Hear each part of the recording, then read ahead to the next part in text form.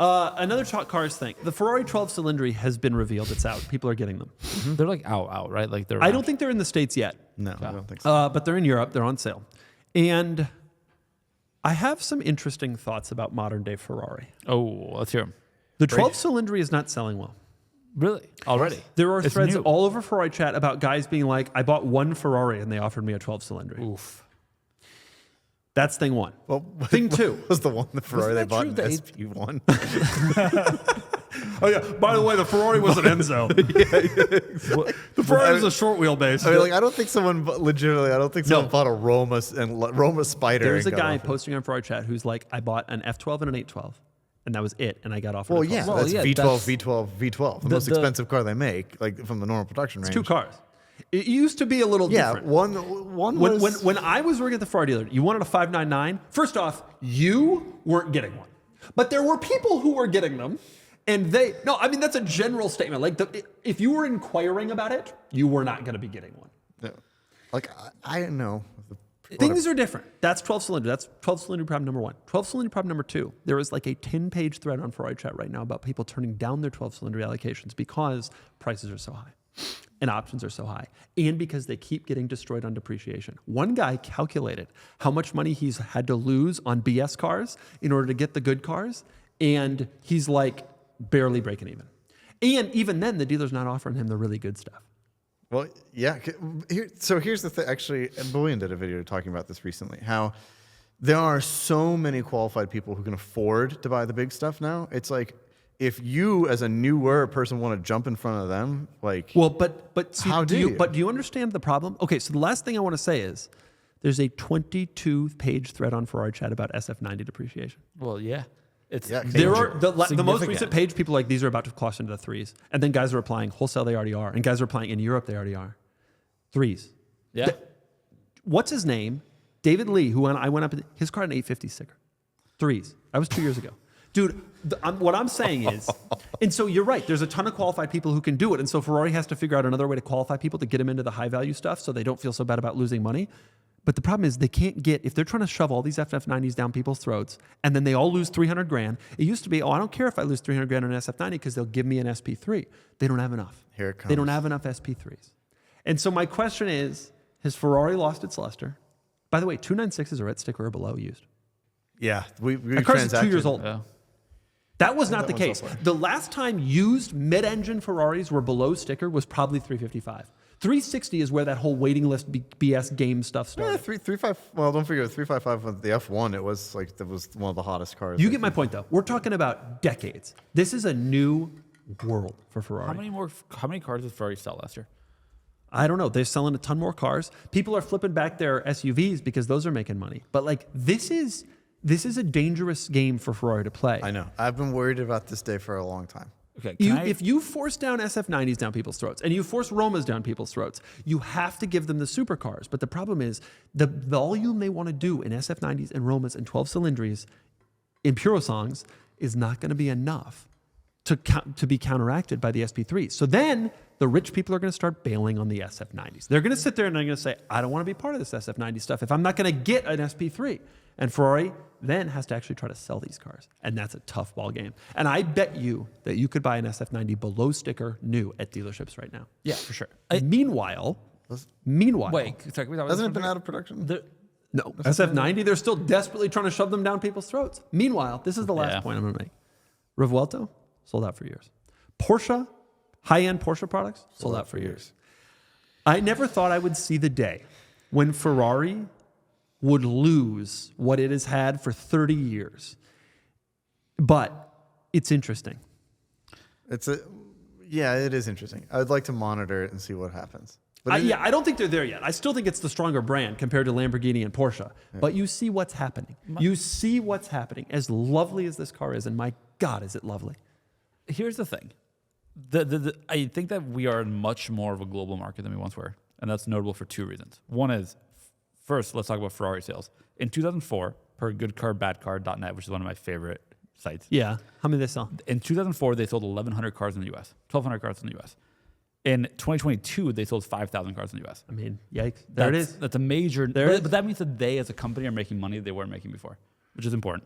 The second element is somebody like Porsche doing really, really well in the U.S. market. Their sales were down something like 28% in China last year over year. He slipped in the China thing. I told him not to. Because it's an important note, right? Like just because in the U.S. they're really hot doesn't mean they are international in all markets. While But Ferrari still has some brand. This cachet. Ferrari situation is going on everywhere, and you know what? Is it? You know what part? Are there Yeah, sale- absolutely. Are there sales? Are they struggling to sell cars? I wouldn't say anybody's struggling. Like they're Right. going to sell these cars. However, part of the reason that Ferrari has been so successful over the last decades is because people knew that they could retain value in these cars. And what Ferrari has started to do is jack up the prices like crazy. Do you know it's 12 cylinders, $100,000 more than an 812? $100,000 more. Think about that. So Ferrari's stealing more and more of the money for themselves, and that money is on the used market depreciating. Suddenly people don't want to go down that road. And they look at Revuelto and they say, why is this BS car from Lamborghini, tractor manufacturer, keeping its value? Revueltos are selling over. It's an interesting point. I think that you have two options if you're a company like Ferrari. This is it. One is to continue to go after that same market that you're describing, where you are making it incredibly hard to buy a car, but then your value as a brand remains in the secondary market remains really high. And the second is to do what they're doing now, which is kind of give some of that up, but make money now. Maybe. And there are downsides If to both. there comes a day where there are Ferraris sitting on dealer lots unsold, the brand changes. The brand changes. If I could go to a Ferrari dealer and they got two 12 cylinders not spoken for sitting there, and 5 Purosangues not spoken for, and 2 Romas and a Roma Spider, and you're like, this is Maserati. It's to smell a little like Maserati. Yeah. They got to be more careful than I can even begin to describe. They do. They became a public company. I don't want to say they're greedy. I would have done the same thing, but they have to start being careful. They have to start being careful. Because you're in a situation here where your flagship cars are not selling, where you don't have enough of the true crazy flagship cars to keep people quiet. It's going to be a tough situation for the brand. Bring back Luca Di Marzanello. Some of us feel. What's their new hypercar called? The F80. And it's going to be cool. Not to be confused with the BMW. Right. How many units of F80 are they making? It's got to be lot. 1,000. That's It's the a thing. They're lot. making 799. Yeah, Okay, which so is they'll a make 1,000. ton. So they'll make 1,000. Yeah, because they'll do a convertible too. Yeah. They'll do a convertible. They'll make 799 is their number of F80. That means they're going to make 1,000 because they lie.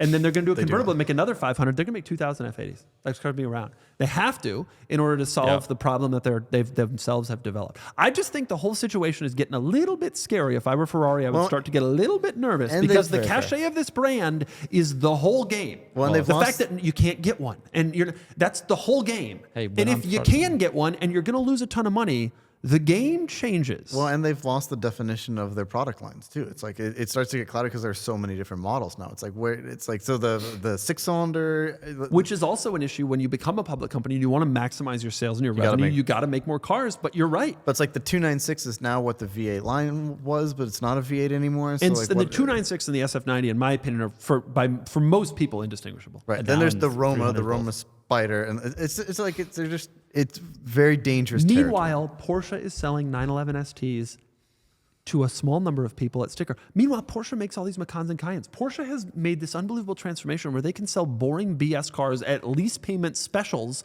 to randoms, to dentists and realtors, and it's fine because they have this high end. Ferrari may have to do that. Ferrari may have to go down and dip into that market, so that's where they can get their revenue and their big sales numbers, et cetera, while keeping the sports car market small. It can be done. Porsche's proven it. Their brand is stronger than ever while still selling more cars than ever. But Ferrari's in an interesting situation that is not, in my opinion, Go back great. to that first slide. Oh, the Lewis in the F40. Win on Sunday, sell on Monday? Win on Sunday, sell on Monday. We'll see if that's true. We'll see. Man, what a car that was. You get my point. I do. It's an interesting Well, situation. luckily for me, the only Ferraris I really love are the old ones anyway. And I think that is also a problem. I think a lot of enthusiasts would actually prefer some of the stuff about the old cars. The new cars have become convoluted. They're tremendously expensive. And by the way, old cars and new cars, we're now talking about used cars that are 812s. So a lot of people in the 12-cylinder threads on Ferrari chat are like, I'm just keeping my 812. It's got the same engine, the same power, and it sounds better because it doesn't have to be exhaust restricted. And by the way, a new 12-cylinder is $150,000. If I trade it in, I got to put another $150,000 for the same car, which isn't really that good looking. Doesn't look better, right? That's the issue. So even the old cars, now we're starting to talk about cars like the 458 and the F8 as old cars, which are under warranty, drive great, sound great. Any 458 still under warranty? You get my point. Yeah, I do get your point. Well, buy old Ferraris. This is the end, maybe, or maybe the beginning.